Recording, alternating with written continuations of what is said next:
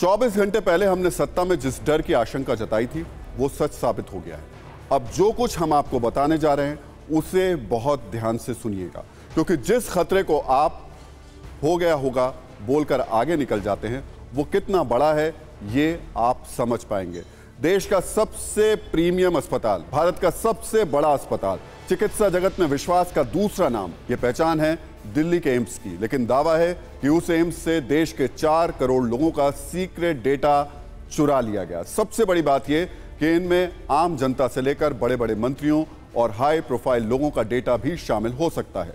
लेकिन अब भी इस खबर को एक मामूली साइबर अटैक की तरह देखा जा रहा है। इसे छोटी खबर समझकर हेडलाइंस में दफन कर दिया गया है, क्योंकि इसमें टीआरपी की ऑक्सीजन नहीं है, हिंदू मुस्लिम वाली बहस के बूस्टर डोज नहीं है। आपको समझना होगा कि यह देश की सुरक्षा पर सीधे सीधे हमला है। यह कोई आतंकी हमला तो नहीं, लेकिन इसकी गंभीरता उससे कम भी नहीं। तो सबसे पहले हम आपको दिखाते हैं कि जब देश में कोई आतंकवादी हमला होता है तो कैसे हर तरफ हड़कंप मच जाता है, लेकिन साइबर अटैक को लोग हल्के में ले लेते हैं।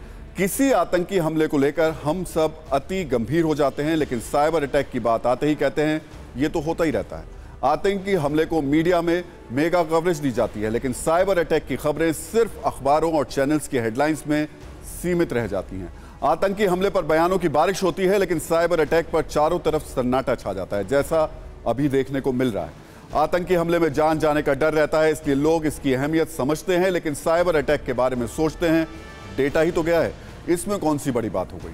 लेकिन ऐसा नहीं होना चाहिए। सोचिए, कोई आपके मोबाइल को हैक करके आपकी पर्सनल जानकारी, तस्वीरें, वीडियो और आपके अकाउंट से जुड़ी जरूरी डिटेल्स चुरा ले तो क्या होगा।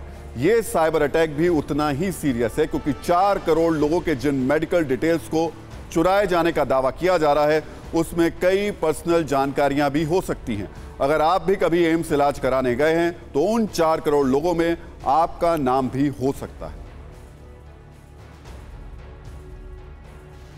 तो 60 घंटे का वक्त गुजर चुका है। बुधवार सुबह करीब 7 बजे एम्स पर साइबर अटैक हुआ था और अब शुक्रवार को शाम के 7 बज चुके हैं, लेकिन अब तक साइबर अटैक के इस चक्रव्यूह को तोड़ा नहीं जा सका है। ऑपरेशन एम्स में कौन कौन लगा हुआ है जरा इसे भी समझ लीजिए। इसमें शामिल हैं जो लोग जो कि किसी भी तरीके से इस हैकर से लड़ने की कोशिश में लगे हुए हैं। एक एक करके उन एजेंसीज के बारे में भी आपको जानकारी दे देते हैं। इसमें नेशनल इंफॉर्मेटिक्स सेंटर्स लगा हुआ है, इसके अलावा सीबीआई इसमें है, IB, DRDO, national technical research organisation और दिल्ली पुलिस, यानी देश की 6 बड़ी प्रीमियम इन्वेस्टिगेटिव एजेंसीज इस वक्त यहाँ पर मौजूद हैं इस क्राइम से, इस अपराध से लड़ने के लिए। लेकिन सोचिए, इतनी बड़ी बड़ी एजेंसीज के होने के बाद भी ये खतरा टला नहीं है। मतलब ये साइबर अटैक कितना बड़ा और सीरियस है इसको अब आप समझ सकते हैं। तो देश के सबसे बड़े अस्पताल एम्स पर जो साइबर हमला हुआ है वो सीधे सीधे सुरक्षा पर सवाल है।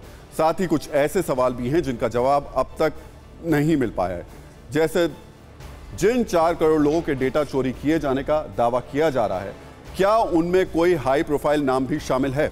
क्या किसी बड़े नेता या मंत्री का डेटा भी चोरी हुआ है?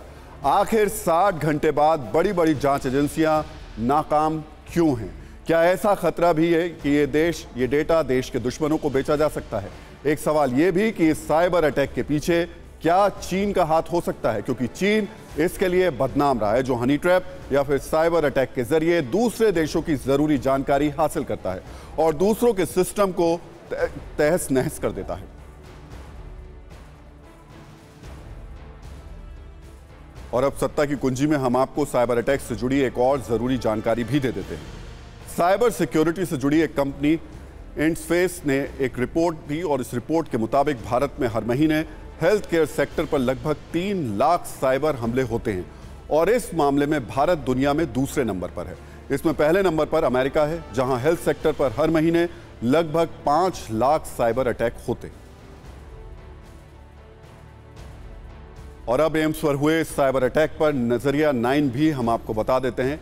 21वीं सदी में युद्ध का स्वरूप बदलता जा रहा है। सारे युद्ध रूस और यूक्रेन की जंग जैसे नहीं होते। कई हाईटेक युद्ध ऐसे हैं जिनमें मिसाइल नहीं बल्कि साइबर अटैक होते हैं। इसमें किसी देश को खत्म करने के लिए परमाणु बम का इस्तेमाल नहीं किया जाता, बल्कि किसी देश की कमर तोड़ने के लिए, उसकी अर्थव्यवस्था को डेंट करने के लिए बैंकिंग सिस्टम और हेल्थ सिस्टम को हाईजैक कर लिया जाता है। इस तरह के अटैक में दुश्मन को बहुत फायदा होता है, इससे वो बड़ा नुकसान कर सकता है क्योंकि इसमें किसी देश या उससे जुड़े लोगों के बहुत से सीक्रेट पता चल जाते हैं। लेकिन जनता को इससे फर्क नहीं पड़ता, वो सिर्फ व्यवस्थाओं को दोष देती है क्योंकि लोग जागरूक नहीं है। बिल्कुल यही स्थिति अभी एम्स में आने वाले लोगों के साथ होगी, जो मैनुअल व्यवस्था को लेकर सिस्टम को तो कोस रहे होंगे, लेकिन उन्हें शायद ही इस बात की जानकारी होगी कि देश का सबसे बड़ा अस्पताल 60 घंटे से साइबर अटैक के साए में।